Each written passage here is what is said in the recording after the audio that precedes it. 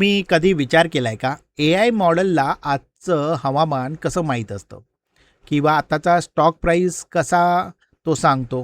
खरं तर ए आय मॉडेलला हे काहीच माहीत नसणं अपेक्षित आहे.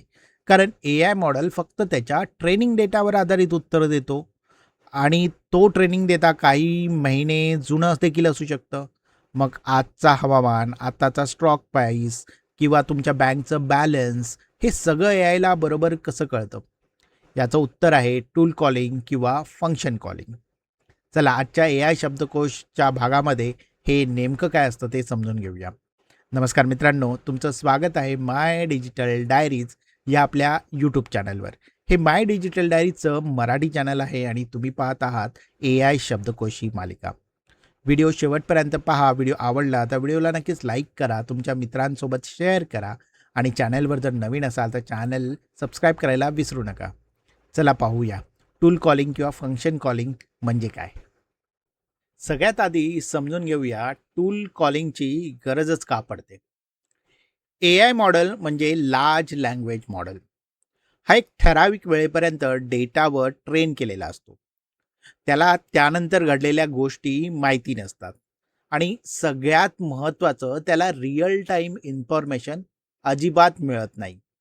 शिवाय ए आय मॉडेल काही गोष्टी स्वतःहून करूच शकत नाही, जसं की तुमच्या नावाने ईमेल पाठवणे, डेटाबेसमधून रेकॉर्ड शोधणे किंवा एखादं कॅल्क्युलेशन अचूक करणे.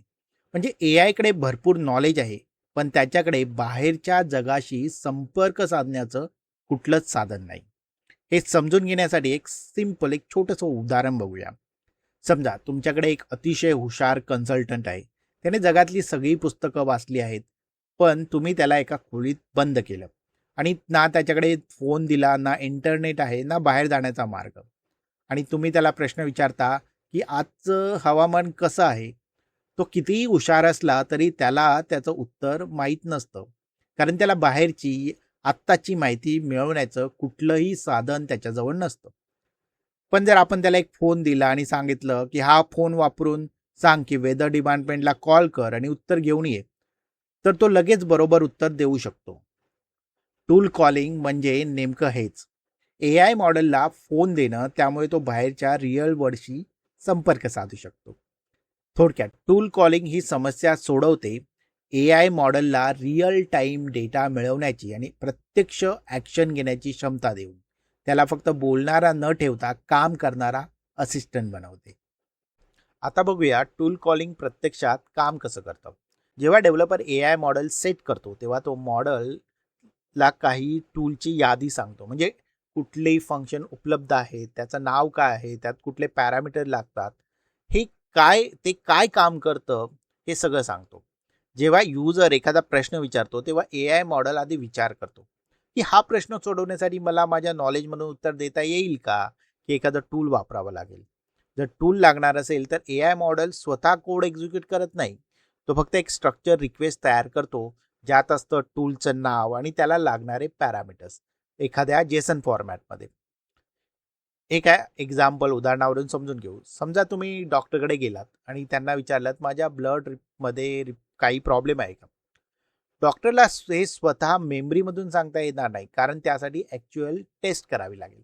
म्हणून तो काय करतो, तो स्वतः लॅबमध्ये जाऊन टेस्ट करत नाही, तर एक ठराविक प्रिस्क्रिप्शनची स्लिप लिहून देतो. पेशंटचं नाव, कुठली टेस्ट करायची, आणि ती स्लिप तुम्ही पॅथॉलॉजिक लॅबकडे पाठवली जाते. लॅबमधले लोक ती स्लिप वाचून बरोबर तीच टेस्ट करतात आणि रिझल्ट परत डॉक्टरकडे रिपोर्ट म्हणून पाठवतात. मग डॉक्टर तो रिपोर्ट वाचून तुम्हाला सोप्या भाषेत समजावून सांगतो. अगदी तसंच ए आय मॉडेल करतं. जेव्हा एखादं टूल वापरायला तो ठरवतो तेव्हा तो काही एक्झिक्यूट करत नाही. तो एक स्ट्रक्चर रिक्वेस्ट तयार करतो, म्हणजे टूलचं नाव आणि त्याबरोबर लागणारे काही पॅरामीटर्स, आणि ती माहिती पुढे सिस्टमकडे पाठवली जाते. तिथून ॲक्च्युअल काम सुरू होतं आणि रिझल्ट परत ए आय मॉडेलकडे येतं. थोडक्यात टूल कॉलिंगमध्ये ए आय मॉडेल स्वतः काही एक्झिक्यूट करत नाही. तो फक्त ओळखतो कुठलं टूल लागेल आणि त्यासाठी लागणारी अचूक माहिती एका स्ट्रक्चर फॉर्मॅटमध्ये तो तयार करतो. आता सगळ्यात महत्त्वाचा प्रश्न, मग ते फंक्शन प्रत्यक्षात एक्झिक्यूट कोण करतं. इथे एक गोष्ट स्पष्ट समजून घ्या. ए आय मॉडेल स्वतः कधीही कुठलाही कोड चालवत नाही, कुठल्या डेटाबेसला थेट कनेक्ट होत नाही किंवा इंटरनेटवर स्वतः जाऊन काही फेच करत नाही.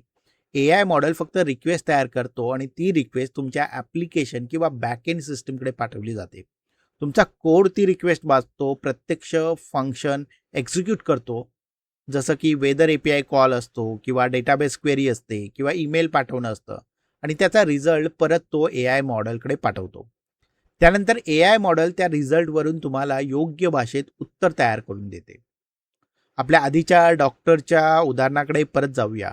डॉक्टरने प्रिस्क्रिप्शन स्लीप लॅबमध्ये पाठवली, पण ॲक्च्युअल टेस्ट कोण करतं? डॉक्टर नाही. तो फक्त टेस्ट कुठली करायची हे सांगतो.